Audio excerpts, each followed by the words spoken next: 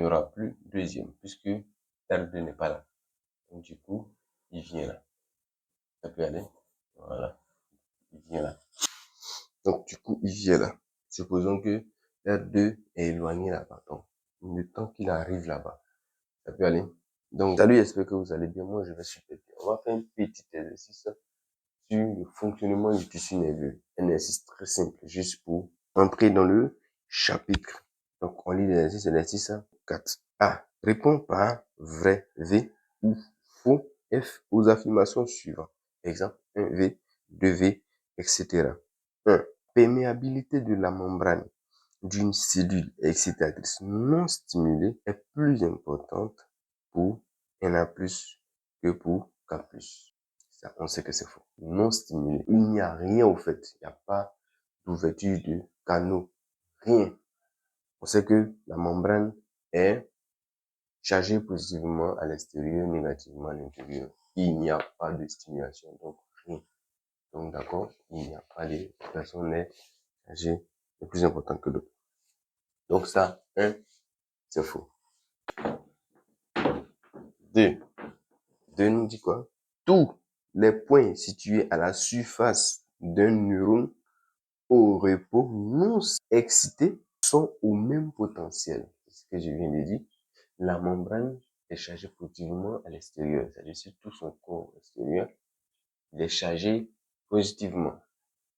L'intérieur est chargé négativement. Donc, tous les points qui sont sur la membrane sont chargés positivement. D'accord? Même s'ils n'ont pas précisé, ils nous ont pas demandé de préciser, mais c'est que ça a le même potentiel.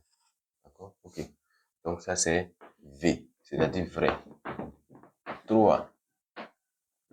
3 dit quoi? On dit le maintien du potentiel de membrane PM, d'accord, est un phénomène qui nécessite une dépense d'énergie.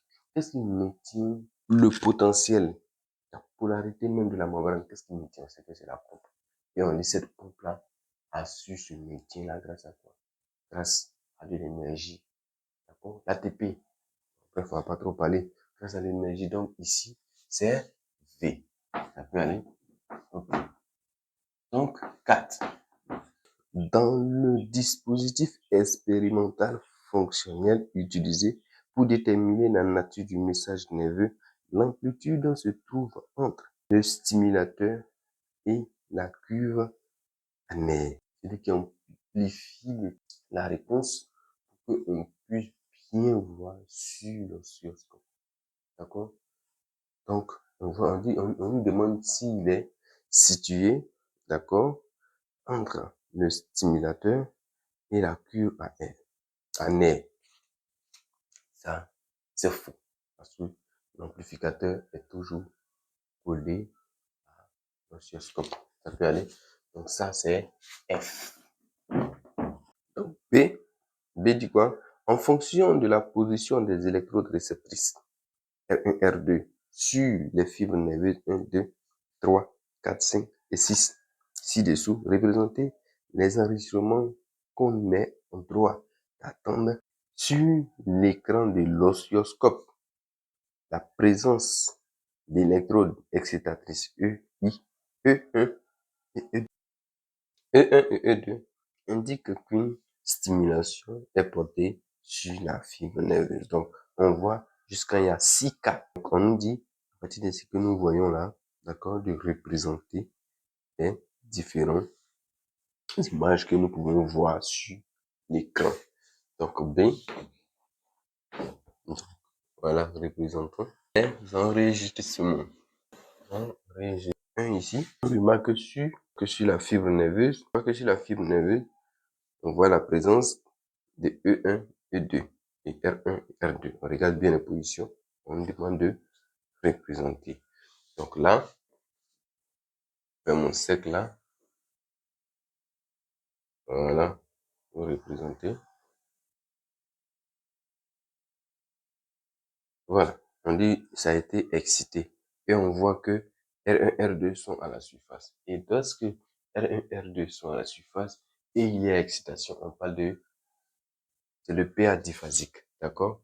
Donc là, je vais faire le la fois de stimulation, attente, je viens là, voilà, ça c'est 1. 2, on voit R1, R2, mais il n'y a pas d'excitation. Et on voit que R1 et R2 sont à la surface. Donc, le même potentiel. Et c'est positif, d'accord? Donc, il n'y a pas de déviation. Donc, comme il n'y a pas de déviation, ça c'est 2.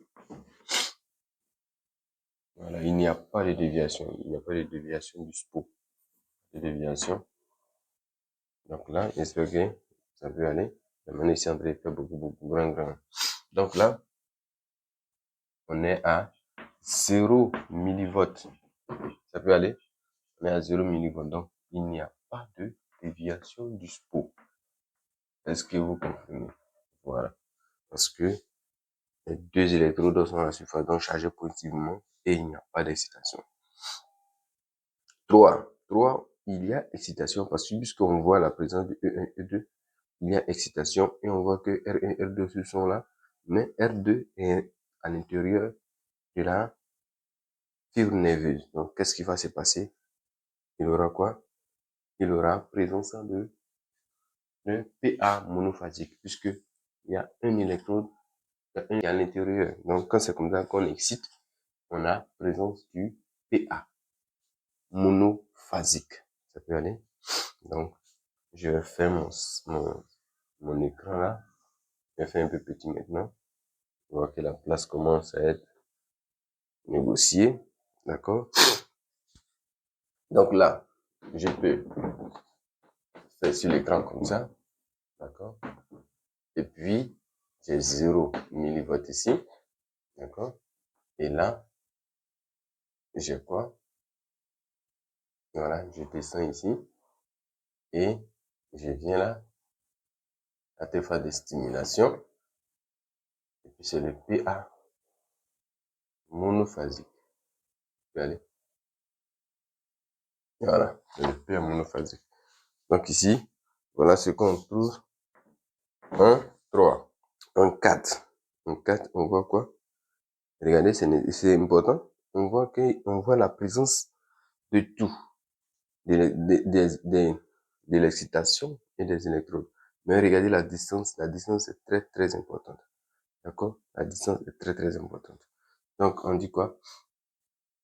On dit, quand les électrodes sont à la surface, normalement, c'est la présence d'un PA diphasique, n'est-ce pas? Et il y a excitation. C'est là, quand il y a excitation, c'est la présence d'un PA diphasique. Mais regardez, là, on aura quoi? Là, le premier potentiel, d'accord? La première amplitude sera séparée du deuxième. Ok? Parce que le flux nerveux va mettre du temps pour arriver à un sous l'électrode R2. Ça peut aller. Voilà comment on va le représenter. 4.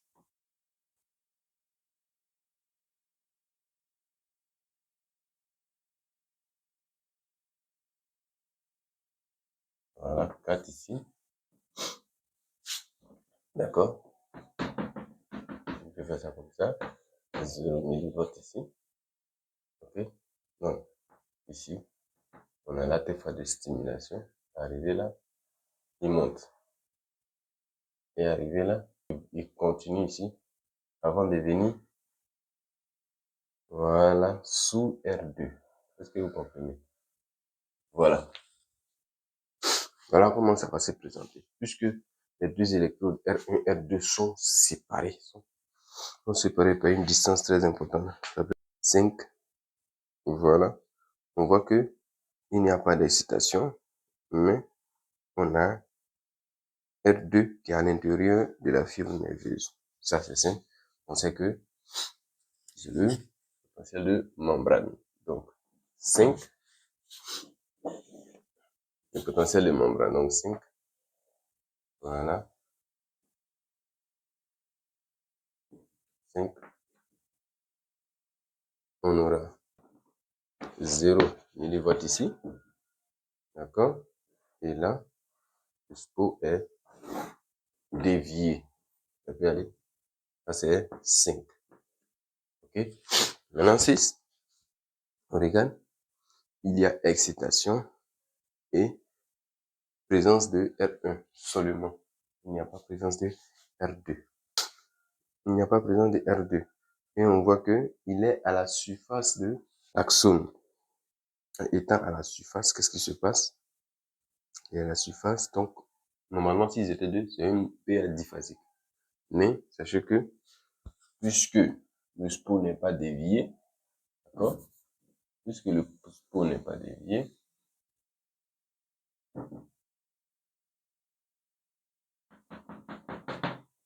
donc 0 millivolt ici, puisque le SPO n'est pas dévié, et il y a excitation, donc la TFA de stimulation ici, d'accord?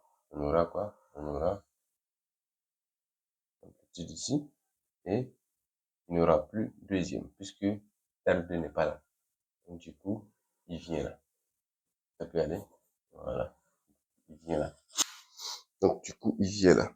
Supposons que R2 est éloigné là-bas. Donc, le temps qu'il arrive là-bas, ça peut aller. Donc, voici un peu comment il faut représenter. Il faut connaître toutes les positions. Ça peut aller. Mais si c'était pour l'exercice, comme je le disais, l'exercice le plus simple